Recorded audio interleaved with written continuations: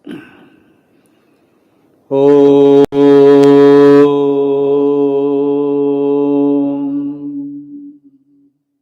पूर्णमद पूर्णमिदं पूर्णात् पूर्णमुदच्यते पूर्णस्य पूर्णमादाय पूर्णमेवावशिष्यते। ॐ शान्ति शान्ति शान्ति। शङ्करं शङ्कराचार्यं केशवं बादरायणं सूत्रभाष्यकृतौ वन्दे भगवन्तौ पुनः पुनः। ईश्वरो गुरुरात्मेति मूर्तिभेदविभागिने व्योमवद्व्याप्तदेहाय दक्षिणामूर्तये नमः। ॐ शान्ति शान्ति शान्तिः। हरिओम हरिओम हरिओम। भगवद भक्तजन बृहदारण्यक उपनिषद के चतुर्थ अध्याय तृतीय ब्राह्मण के मंत्र संख्या 17 का उच्चारण करते हैं। वो जो पुरुष है जो स्वयं प्रकाशमान है, असंग है, अमरण विशिष्ट है, मरण धर्म नहीं, और सबसे बड़ी बात है असंग, अकर्तृता। उसी की प्रसंग है कैसे वो अकर्तृत्व उसमें संपादन कर सकते हैं। किसी भी अवस्था को वो प्राप्त करता, लेकिन उस अवस्था से वो युक्त अथवा संलिप्त नहीं होते, इसीलिए वो असंग। और असंग होने के कारण वो अकर्ता भी है, और इसीलिए महाराज उनको इस रूप से जो चिंतन कर पाते हैं उनका क्या फल है आगे बताएंगे। ऐसे तो याज्ञवल्क्य जी के पास जनक जी प्रश्न ही किया ना कि मोक्ष के बारे में आप बतलाइए, और वो मोक्ष के बारे में ही प्रसंग चल रहा है, बहुत इंपॉर्टेंट है। तो किससे किसको मुक्ति, ये मुख्य बिंदु है। किससे किसको मुक्ति, है ना। और इसी को अब समझा रहे कि कम से कम जो जागृत स्वप्न सुषुप्ति जिसको लेकर के हम लोग बड़े विचलित होकर रखते हैं, तो उसमें हमारी मैं जो है, मैं पना, वो कहाँ तक है और उसके साथ ये जागृत स्वप्न सुषुप्ति का क्या रिलेशन है, ठीक है ना, उसी को बतला रहे हैं। 17 नंबर मंत्र का उच्चारण करेंगे। देखिए 17 नंबर मंत्र मिल गया। पेज नंबर कितना है? हाँ 950। सवा एष एतस्मिन् बुद्धान्ते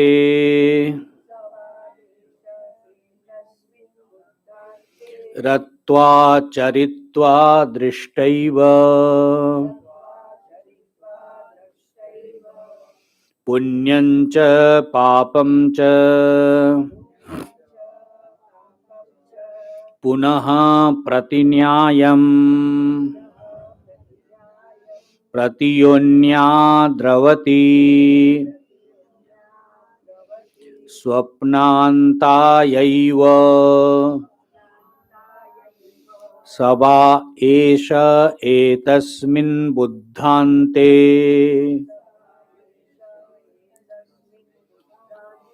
रत्वा चरित्वा दृष्टैव पुण्यं च पापं च पुनः प्रतिन्यायम् प्रतियोन्या द्रवती स्वप्नांतायैव स एष, ये जो शब्द है बारंबार आपको मिल रहा है ना, ये दो पद, ये स एष से पूर्व का परामर्श, वो जो पुरुष, ख्याल रखिएगा, स एष, ये इतना सुनने से एष, वो जो पुरुष है उसको कह रहे हैं। वो पुरुष कौन है? हाँ, स एष बोलने से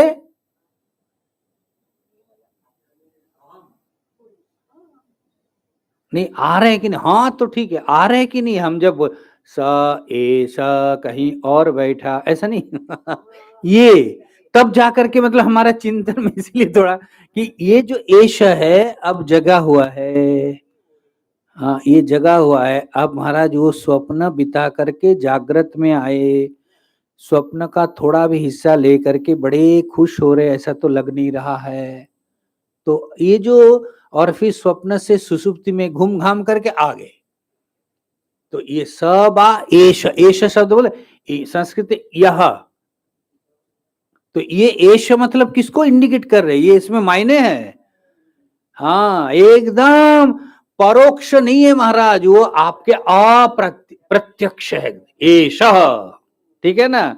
इसलिए इंडिकेट जब कर रहे एष करके आप अपने को, एष पुरुष, और इस पुर में है महाराज नवद्वारे पुरे देही, तो इस नवद्वार रूपी पुरी में वो बैठे हैं। पुरुष वै एतस्मिन् बुद्धान्ते, महाराज बुद्धांत शब्द कल भी हम लोगों को मिला जागृत अवस्था में। जागृत अवस्थायाम रत्वा चरित्वा दृष्टैव पुण्यम च पापम च, महाराज दृष्ट जो पुण्य परिभ्रमण करता हुआ, रत्वा, और चरित्वा शब्द का अर्थ है भ्रमण करता हुआ। रमण करता हुआ तो अर्थ समझ गए ना, रमण मतलब हर्ष विषाद जो भी खुश, और चरित्वा मतलब चरता रहता है, भ्रमण करता रहता है।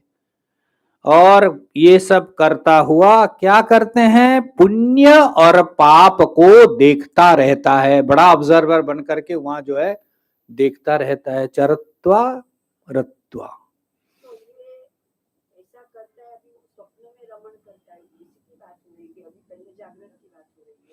नहीं स्वप्न में जो करके आया,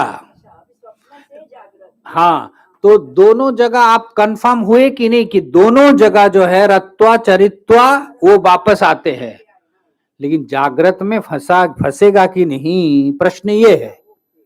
जागृत में वो क्या करेगा? स्वप्न में तो पता लग जाता है, सुसुप्ति में भी पता लग, कुछ नहीं है, लेकिन जागृत में क्या है? जागृत में आप लिप्त होते कि नहीं, पहले बताइए। लिप्त होते हैं, कचड़ा लगता है, लेकिन महाराज यहां वही बता रहे कि जागृत में भी आप उतना ही अकर्ता, उतना ही असंग है। ये जो आप मान रहे हैं, ये उपाधियों के साथ एक होकर के आप अपने को मानो कि वो लगा हुआ है, मानो कि कर रहा है, लेकिन आप महाराज उतना ही, जैसे जागृत स्वप्न सुसुप्ति में असंग ही अयम पुरुष, ये जागृत में आकर के बड़ा संबंध वाला बन गया, ऐसा ये सिद्धांत है। और इसीलिए जागृत को छोड़ करके स्वप्न सुसुप्ति को पहले बताया, क्योंकि वहां समझना आसान है। जागृत में जो अनुभव किया उसका संस्कार लेके स्वप्न में गया, तो स्वप्न को, संस्कारों को वो प्रकाशित किया, चैतन्य को अलग बताया और ये इसको बता दिया। और सुसुप्ति में महाराज कुछ भी नहीं है, फिर भी वहां आनंद का अनुभव है। मूल प्रश्न ये जागृत में ही तो सारा झंझट है महाराज, चिपक चुपक करके बैठे हैं ना, तो ये जागृत को छुड़ाने का प्रोसेस चल रहा है कि जागृत में आप सोच रहे हैं, मान रहे हैं कि मैं मानो कि किया, मैं महाराज इसको उठाया तो किया, महाराज ये तो हाथ उठाया, मन बुद्धि है, आप वहां कहां हो दिखाओ। आप अपने को किस रूप से मान रहे? वेदांत की ये मूल मुख्य, जागृत में आप जो व्यवहार कर रहे, अपने को कर्ता मान रहे, किस हिस्से में आप कर्तृत्व रख रहे? इसी, यही तो उपाधि के साथ एक होकर के आप अपने को शरीर मन बुद्धि वाला मान रहे हैं, लेकिन आप तो महाराज आप ही है, आप आम नहीं है। ये ख्याल रखने का, हम लोग इसको भूल मिस करते हैं, ठीक है ना। ये तो महाराज एक एक औजार है, इंस्ट्रूमेंट है। आप तानपुरा लिए और बजा रहे, अब तानपुरा को छोड़ दीजिए, बोले तू बज, अब आपने यही राग बजा के दिखा दे, तानपुरा का हिम्मत है ताकत है तो ये तानपुरा में इतने जो स्वर बज रहे ना, देखने का स्वर, रूप सुनने का स्वर, स्वाद, ये स्वर बजाने वाला कौन है महाराज? हाँ, बजाने वाला अगर हाथ उठा दिए ना तो तुम्हारा तानपुरा धरा के धरा ही रह जाएगा। तो वो उनको अलग करके समझना है। इसलिए जागृत में जो भी आप व्यवहार कर रहे हैं, ये जो कर्म कर रहे हैं, देख रहे, सुन रहे, बोल रहे, चल रहे, उठा रहे, तो ये सब आप कर रहे हैं कि आपके उपस्थिति में कोई और कर रहा है? ये विवेक पूर्वक समझना है। इसलिए हम लोग क्या करते हैं, अविवेकेन एकीकृतो भवति। ये अविवेक के कारण हम सब एक करके, अच्छा आप और आपका चीज अलग होता है कि एक ही होता है? ये मेरी पुस्तक पक्का ना, तो मेरा मन, तो कैसे आप मन के साथ चिपक जाते हैं? अब देखो प्रयोग के साथ, मेरा मन, सब बुद्धि, मेरे शरीर, अब मेरे शरीर जो है, मैं तो नहीं हूं ना शरीर, तो मेरे से अलग जो अलग है उसको आप अपने मान करके कैसे आप फंसे हुए हैं। अब विवेक के सहारे महाराज ये जो अपनी मान्यता है, उस मान्यता को ही समझा रहे हैं। जो आप अपने को इस अमुक अमुक रूप से मान रहे हैं, यही मान्यता ही बंधन है, और मान्यता को छोड़ना ही मोक्ष है, ठीक है ना। तो देखो कितना सहज बोल तो दिया हमने भाई। ठीक है ना, आप समझ भी गए। लेकिन यूं ही 1 घंटे बाद ही चाय चाहिए, नाश्ता चाहिए, ये चाहिए, वो चाहिए, तो कैसे आप किसके साथ आ गए हम?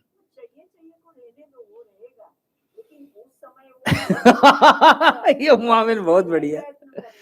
नहीं, ये नहीं, वो चाहिए को देख कर कि भाई कौन चाह रहे हैं।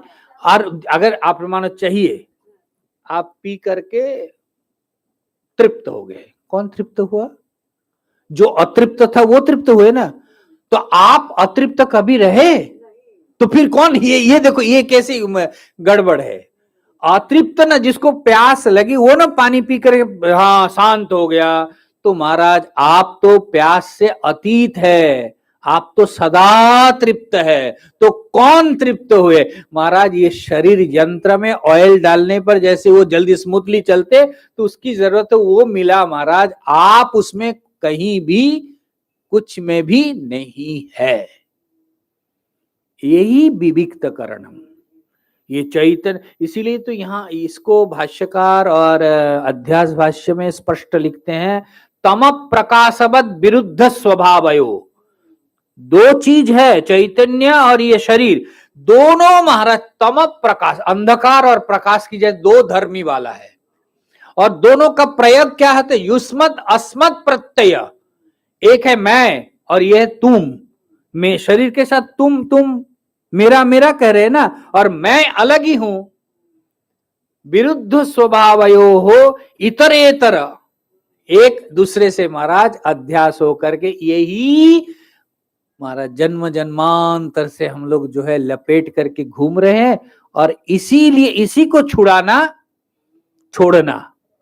प्रयत्न कर रहे हैं, ठीक है ना। इसको ख्याल रखिएगा। इसलिए जो बुद्धांत सपनांत ये इसका प्रसंग आएगा, इसको ख्याल करना है कि भाई मैं स्वप्न में से मैं गया सुसुप्ति में, सुसुप्ति में से प्रतिनो न्यायात फिर स्वप्न में आया, स्वप्न से पुनः मैं जागृत में आया। तो स्वप्न सुसुप्ति के कोई भी संश्लेष अपने साथ नहीं है, ये तो हमारा स्थिर हो गया, ठीक है। लेकिन जागृत में आते ही उसको कैसे हम संश्लेष वाला मान लेते हैं, जान लेते हैं।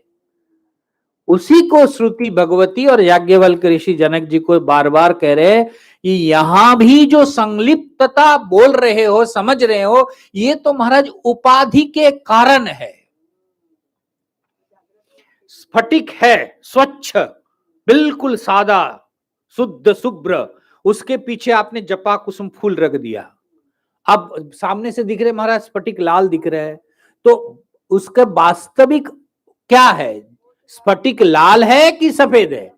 हाँ, वो तो शुद्ध है। ठीक उसी प्रकार ये जो मैं कर्तृत्व भोक्तृत्व, ये जो जितने भी आप अपने को मान रहे हैं ना कर्ता भोक्ता के रूप में, ये सब महाराज ये उपाधियों के कारण है।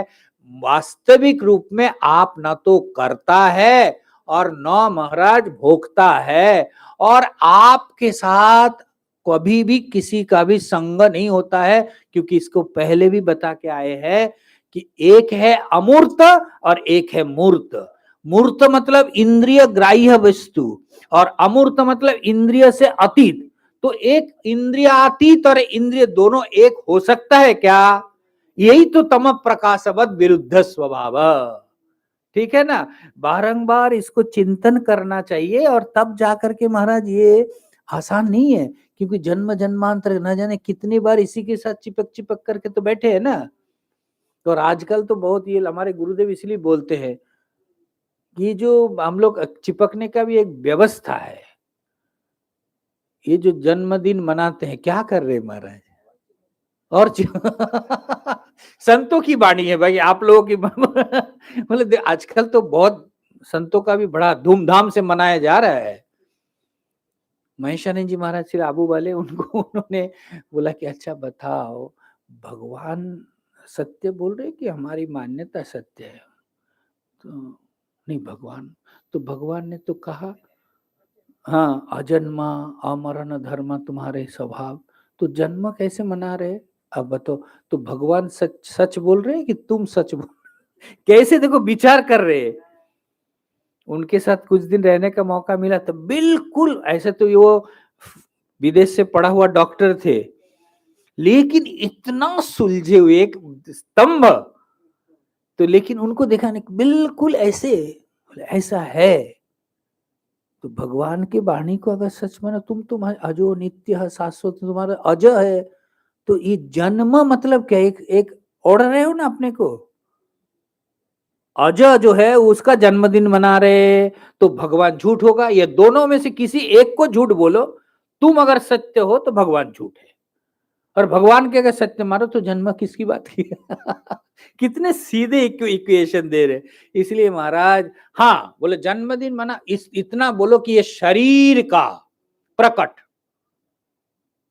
मैं वहां नहीं है, तुमने मैं करके पकड़ा।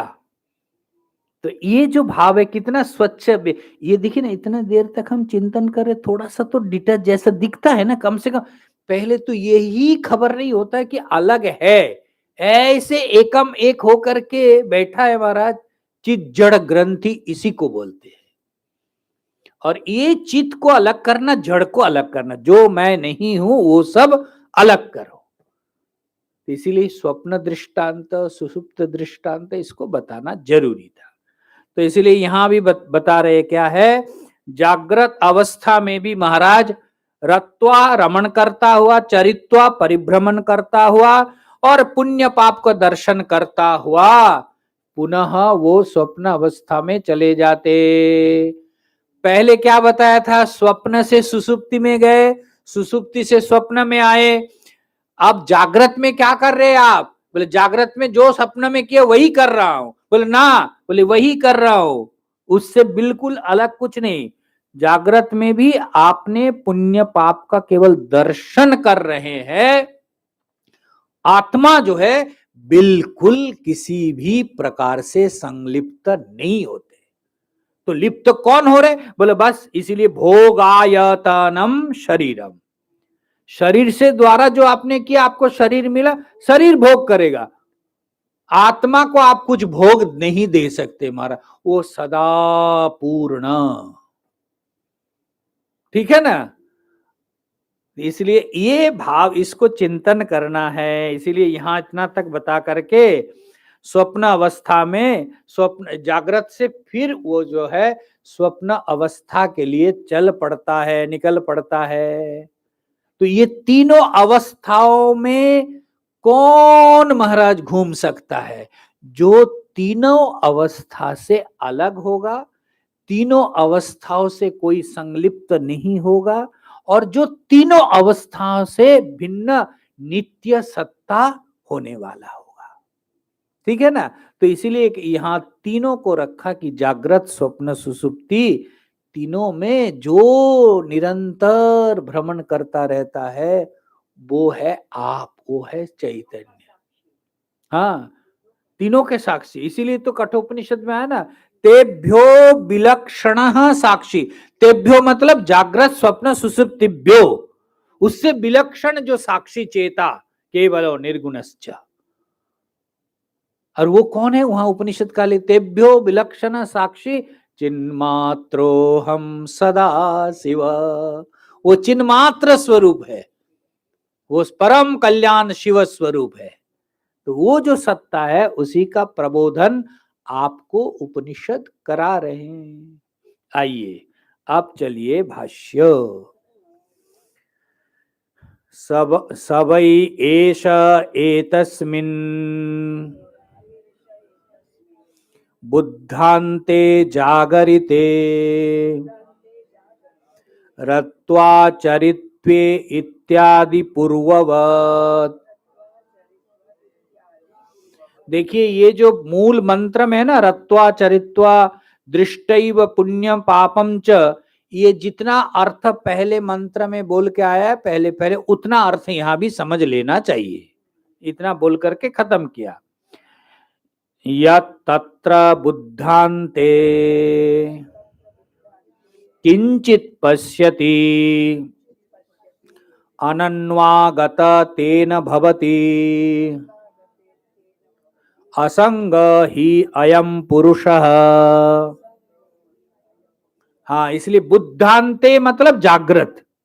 ये जागृत अवस्था में भी यत्किंचित पश्यति, वो जो कुछ भी देख रहा है देखता है, उस देखने से महाराज उसका कोई अनुगत नहीं होता। अनन्वागतम, उससे कोई वो संलिप्त नहीं। लेकिन हम लोग तो मान रहे महाराज हमने इसको इसको उठाया, पकड़ा कि नहीं? लगता है कि नहीं? अब थोड़ा विचार, आप पकड़ा है क्या? हाँ, आप अगर अपने देह मन बुद्धि वाला अपने को मान रहे तब तो पकड़ा है महाराज। हाँ, अगर शरीर को आप अपना मान रहे तब तो पकड़ा है महाराज। उनका तो अरूपम अशब्दम अस्पर्शम अनिंद्रियम महाराज, कोई इंद्रिय नहीं है तो कौन कैसे वो पकड़ेगा महाराज? आप बताइए। इसलिए कैसे वेदांत का चिंतन कितना कि अपने को कैसे अलग कर सकते महाराज, ये दृष्टांत को ही थोड़ा चिंतन कर लीजिए कि जागृत स्वप्न को बता दिया, अब स्वप्न और सुसुप्ति को जागृत में भी वही कर रहे। और ये जो हमारी भ्रांति की मैंने किया, मैंने सोचा, मैंने देखा, ये तो महाराज उपाधि सब कर रहे हैं। जगत को आप नीला देख रहे, पीला देख रहे, लाल देख रहे, ये चश्मा के कारण। चश्मा को उतार करके थोड़ा जगत को देखने की कोशिश तो करे। लेकिन हम लोग इतना आदत हो गया, आदत सा कि चश्मा के बिना दिखेगा नहीं, और चश्मा को जो दिखा रहे वही सच मान करके, इसीलिए तो कर्ता मान क्यों रहे हैं, और इस कर्तृत्व तो इतना दृढ़ क्यों है? क्योंकि हमने कभी उतार करके देखा ही नहीं। बिल्कुल अच्छे पचे मतलब उसको शब्द कैसे हम उसको विभाग करें। असंग कितना सुंदर एक शब्द है, और वो असंगता का एहसास नहीं है महाराज। पढ़ रहे हैं तब तो अच्छा लग रहे, लेकिन जब हम अपने ऊपर विचार करें असंग, अरे अरे मुझे तो संग चाहिए, मुझे तो संग है ही ये। इसीलिए तो वेदांत बार बार सुनते सुनते सुनते सुनते महाराज इतना है, इतना पक्का ये शब्द को ख्याल कीजिएगा।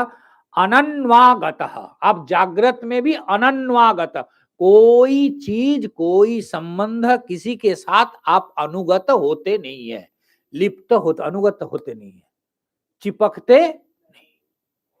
अगर चिपकते, अब देखिए यहां बोल रहे, अगर आप चिपकते जागृत में तो आप स्वप्न में कैसे जाते? ख्याल कीजिए, यहां फिर कौन चिपकता है? जो चिपकता है वो तो बिस्तर में पड़ा है,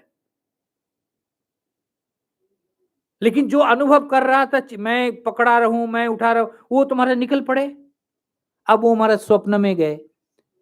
तो अब यहां से उसके कोई वास्ता नहीं है महाराज, आप कितना भी सजा कर रखो फ्लैट, ये फ्लैट तुम्हारा है, मैं तो निकल गया, धर्मशाला है। ठीक है ना? ये जो दृष्टि है ये वेदांत दृष्टि है, और इस दृष्टि की शुद्धता ही वेदांत आपको दिलाता है कि आप किस रूप से अपने को जान रहे हैं, मान रहे हैं। हम लोगों का प्रॉब्लम ये जागृत को लेकर के ही है, हमारे स्वप्न सुसुप्ति को हम थोड़ा समझ लेते हैं अगर थोड़ा अभ्यास करें, परंतु जागृत में इतना ज्यादा लगाव है, जो जो मैं नहीं हूं वो मैं अपने को मान करके बैठा हूं। आप कभी भी करता नहीं है, आप अपने को कर्ता मान करके बैठे, कभी भी संग संगी नहीं है, आप अपने को असंग मान ही नहीं पा रहे। अरे भैया मेरा ये संग, ये संगी, ये संगी, तो बताओ। और कभी भी आप मरने वाला नहीं है, लेकिन आप अपने को, हम अपने को मरण धर्म विशिष्ट मान रहे हैं। कभी भी आपके पास सुख दुख कुछ नहीं है महाराज, तो हम अपने को सुखी दुखी कर्ता भोक्ता के रूप में मान रहे हैं। तो ये जो सुखी दुखी कर्ता भोक्ता के रूप में मान रहे, कौन है? आपका असली वास्तविक स्वरूप क्या है? शुद्धोसि बुद्धोसि निरंजनोसि। आप देखो वो मेरा अपनी स्वरूप है, लेकिन उससे बिल्कुल बेखबर होकर के, इसलिए जागृत में जो हम देख रहे हैं इस पर थोड़ा विचार जरूर करना चाहिए, और इसी में हम जो है फंस करके डूबते रहते हैं।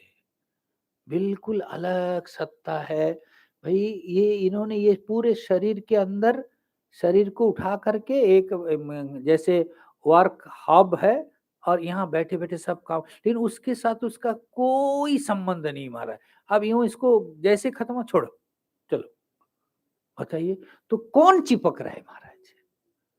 यही अविद्या अज्ञान माया कुछ भी बोलिए, इसी को बता रहे हैं।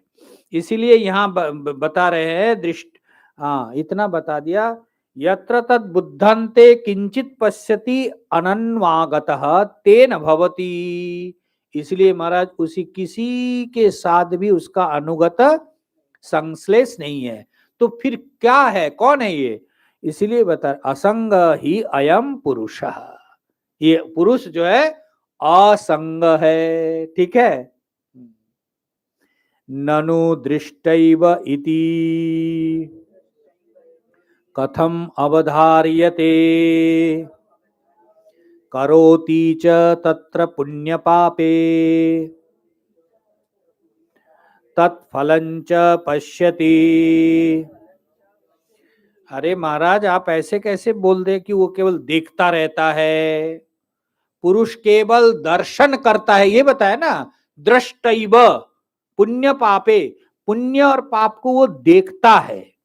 तो ये कैसे आप बता दिया, ये अवधारण कैसे आप कर रहे हैं कि वो देखता रहता है? तो उसी को बता रहे हैं, वस्तुतः पुण्य पाप कौन अर्जन करता है महाराज, और उसका फल किसको मिलता है? पुण्य पाप कौन किया और पुण्य पाप का नतीजा कौन भोगेगा? ख्याल कीजिए, उसमें आप किस हिस्से में है? ठीक है ना, दृष्टा के रूप में आप देख ना, पुण्य पाप समझ रहे हैं, और पुण्य पाप किया और उसका फल भोग रहे हैं। अब उसमें आप की क्यों घुस गए, कहां घुस गए? विचार करना है ना, उसमें आप तो बिल्कुल डिटच है महाराज, अलग है। हाँ उसको विविक्तकरण हम कर नहीं पा रहे, वो अलग बात है, लेकिन अगर बौद्धिक स्तर पर भी विचार करते हैं, अनुभव स्तर तो बहुत दूर है मानो, बौद्धिक स्तर भी विचार, ये तर्क के द्वारा ये जो प्रश्न किया, पुरुष जो केवल दर्शन करता है, देखता रहता है, तो ये देखना, ये अवधारणा आप कैसे प्राप्त किए, कैसे आपने जाना? तो कहते हैं वस्तुतः पुण्य और पाप वो अर्जन करता है, और पुण्य पाप का ही फल जो है सुख और दुख के रूप में वो अनुभव करता है। ये सब के सब महाराज कौन किसके कारण होता है? ठीक है ना? शरीर ना हो तो कोई भी काम आप कर सकते हैं? बताइए ना।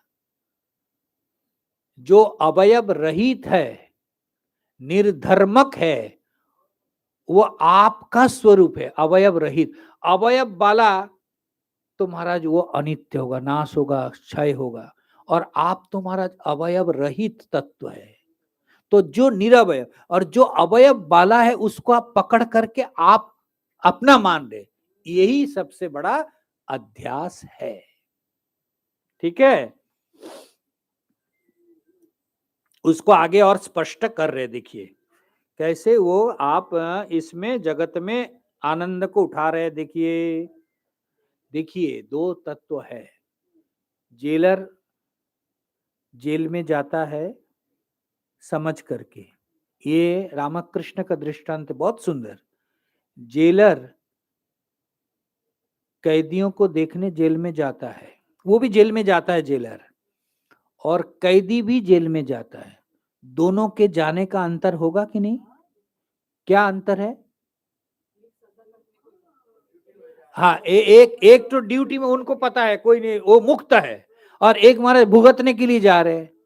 तो ये जो हमने फंसा नहीं, ये भुगतने के जेल में आए हैं, लेकिन वो आत्मा हमारा जेलर है, वो अनायास प्रविष्ट कर सकते हैं उसमें।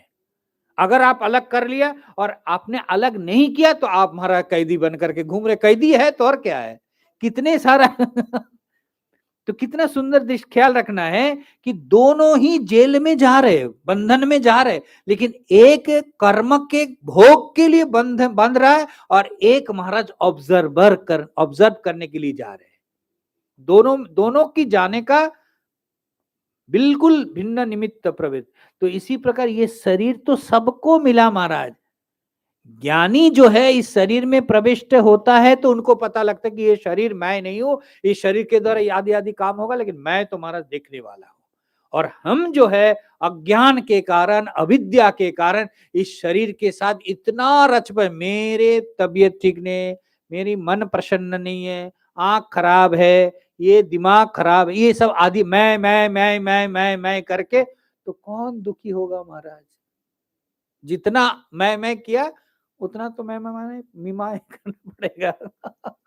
इसीलिए महाराज ये देखिए, ये दृष्टांत अचानक देखो याद है, इतना सुंदर कि जेल में जाना, और जेलर भी है, कैदी भी है, लेकिन स्थान तो एक ही है, लेकिन दोनों का भिन्न निमित्त प्रवृत्ति है।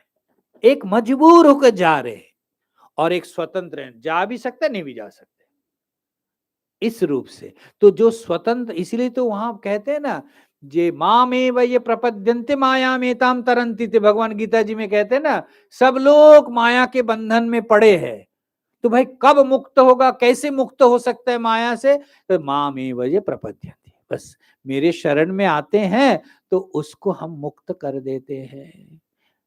रामकृष्ण यहाँ और एक दृष्टांत देते, ये प्रसंग है, मैं इसलिए इसको दृष्टांत बता रहा हूँ। कहते हैं जो मछुआरे होते हैं ना, जाली फेंकते हैं ना, तो जाली जब फेंकते हैं वो दूर फेंकता है ना, अपने पांव के सामने फेंकता है, दूर फेंकता है। बोलते उसमें से सब जो मछली बड़ा चालाक अपने को मानते हैं ना, दौड़ दौड़ भागता है, तो बोले वही जेल में जाली में पड़ता है। और जो थोड़ा सजग है तो वो मछुआरा के पांव पांव के सामने इर्द गिर्द घूमता है, वो जाली में अंदर नहीं आते। वो मामे वजे प्रपद्यन्ते, जो मेरे चरण शरण ग्रहण करते हैं उसको तो मैं मुक्त कर देता हूं बंधन में। तो इसीलिए हमारा बहुत ज्यादा चालाकी हो तो भी फंसने का चक्कर है। माँ में वजे प्रपद्यन्ते माया में ताम तरंती थे। तो ये माया से कैसे हमें छुटकारा मिले? इसी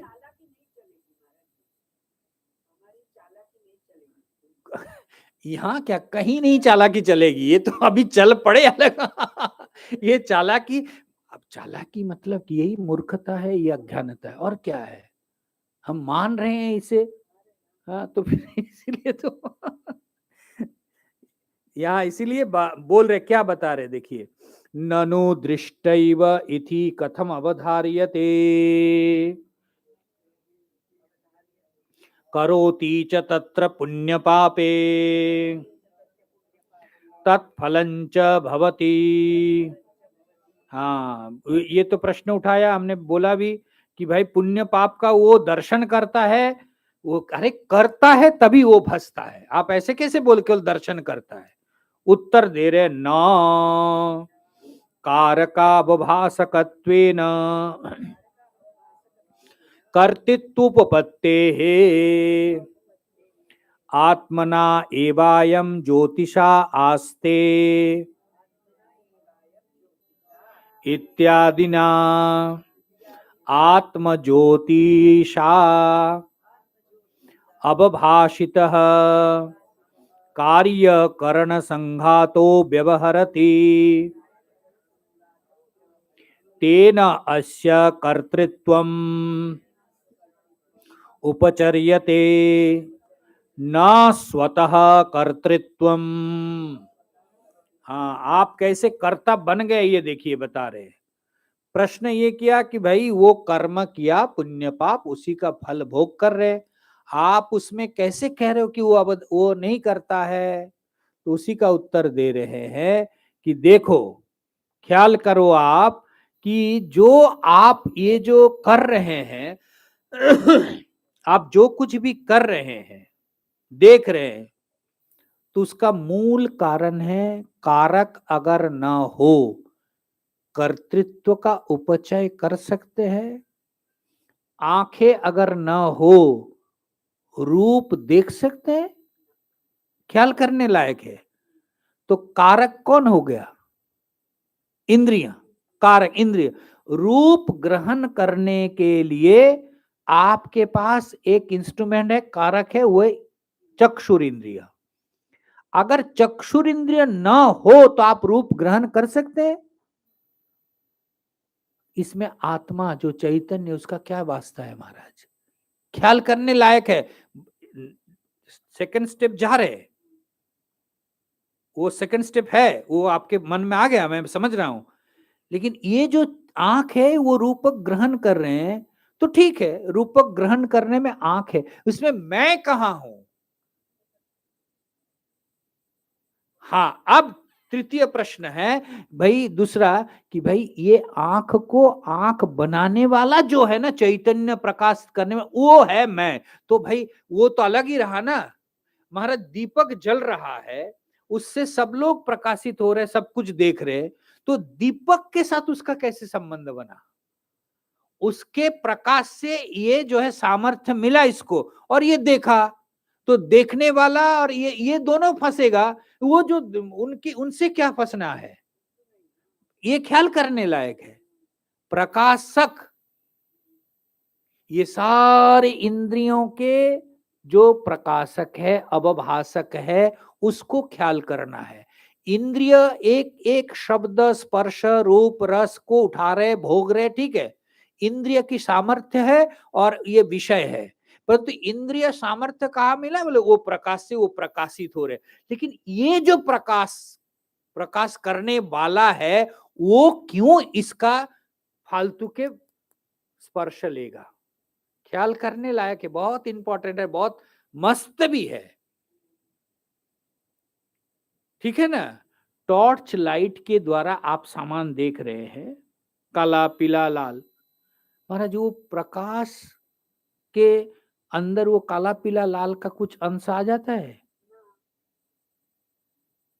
ठीक है कि नहीं दृष्टांत? ठीक उसी प्रकार ये महाराज, ये तो प्रकाश स्वरूप चैतन्य है, ये जगत के सुख दुख अनुभव कर रहे, लेकिन ये इनके रहने से ये अनुभव, ये मान, ये बुद्धि, ये चित्त, उपाधि केवल अनुभव करे। आप उसमें कहां हो? प्रश्न ये कर रहे हैं। हम लोग ये प्रकाशक को और प्रकाश्य को ना अलग नहीं कर पाते। कौन प्रकाश करने वाला है और कौन प्रकाशित होने वाला है। हम सब एक करके, एकम करके सब खिचड़ी बना करके, और इसीलिए महाराज बहुत कठिन सा लगता है। और ये दीर्घ दिन का अभ्यास करते करते यहाँ तक पहुंचे ना, इतना कठिन है, लेकिन इतना कठिन नहीं है। आप बिल्कुल ही कभी भी एक थे ही नहीं महाराज, आप सदा अलग। लेकिन वो अलगाव का बोध, ठीक है ना, अलगाव का बोध नहीं है। इसीलिए महाराज लग रहा है कि मैं इतना चिंतन कीजिए। आज बहुत कठिन नहीं है, लेकिन थोड़ा चिंतन करना पड़ेगा कि मैं सारे विषयों के साथ ऐसा एक करके, अरे मैं वहां किस हिस्से में हूं। इसीलिए तो उपनिषदों में आया ना, यत् चक्षुषा न पश्यति ये न चक्षुंषि पश्य, जो आंख के द्वारा जिसको देखा नहीं जा सकता है, परंतु विडंबना यह है कि जिसके रहने से आंख फड़फड़ाते दिखते रहते। अब बताइए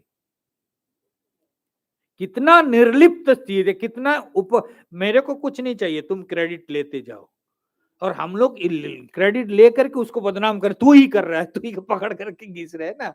इसलिए महाराज ऐसा तो ओम पूर्णमदः पूर्णमिदं पूर्णात् पूर्णमुदच्यते पूर्णस्य पूर्णमादाय पूर्णमेवावशिष्यते। ओम शांति शांति शांति। शंकरं शंकराचार्य केशवं बादरायणं सूत्रभाष्यकृतो वन्दे भगवन्तो पुनः पुनः।